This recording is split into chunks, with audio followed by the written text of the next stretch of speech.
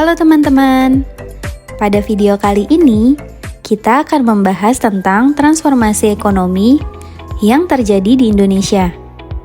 Mari kita lihat kira-kira ada tantangan dan kesempatan apa sih dari proses transformasi ekonomi itu. Tapi sebelum lanjut, kita perlu pahamin dulu sistem ekonomi kayak apa sih yang berlaku di Indonesia saat ini.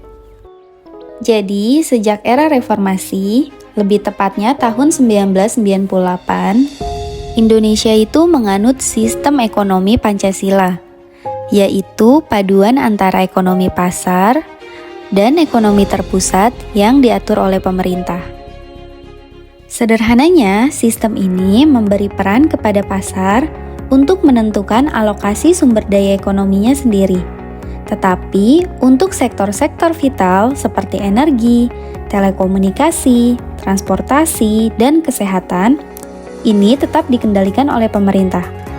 Tujuannya agar ekonomi Indonesia tetap berlanjut dan tumbuh merata sampai ke pelosok negeri. Seperti kita ketahui, sekarang ini dunia sudah semakin terhubung, atau yang biasa kita sebut globalisasi. Dan tentunya kita juga harus mikirin gimana pengaruh globalisasi ini ke ekonomi kita. Ini tuh bisa jadi tantangan sekaligus kesempatan loh. Indonesia harus punya strategi biar tetap bersaing dan manfaatnya bisa dirasakan oleh masyarakat luas. Kemudian, kita lihat juga dampak teknologi di ekonomi kita. Inovasi dan teknologi baru jadi kunci buat makin maju di zaman digital seperti sekarang ini. Tentunya kita nggak bisa lupa tentang ketahanan ekonomi. Bicara soal perubahan iklim dan masalah global, kita perlu kebijakan yang bisa jaga ekonomi kita tetap kuat. Tapi dari semua itu, kita juga punya peluang yang besar loh. Indonesia kan pasar yang besar di Asia. Jadi gimana caranya kita bisa manfaatin potensi itu dengan sebaik-baiknya?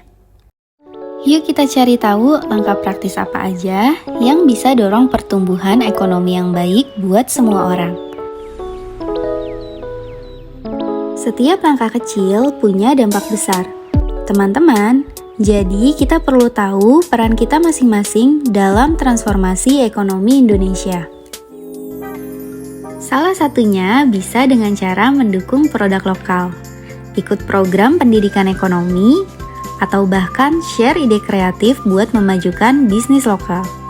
Semua hal itu bisa jadi bagian dari perubahan yang positif.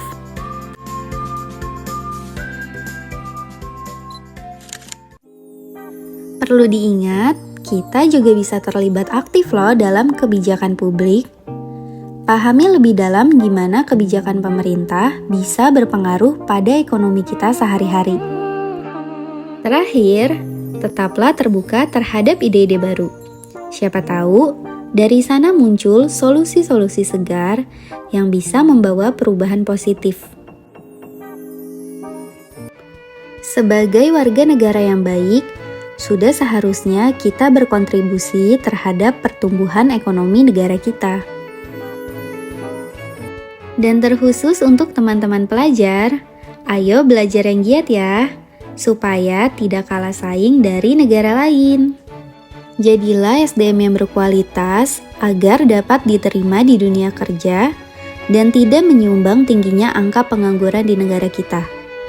Karena semakin tinggi angka pengangguran, semakin lambat pula ekonomi negara kita bertumbuh. Bahkan lebih baik lagi apabila kita bisa membuka lapangan pekerjaan untuk orang lain. Melalui video ini, mari kita bersama-sama jadi bagian dari perjalanan transformasi ekonomi Indonesia. Setiap langkah kita bisa membawa perubahan besar. Terima kasih sudah menonton. Ayo bersama-sama kita wujudkan ekonomi yang lebih baik untuk kita semua. Sampai jumpa di video selanjutnya.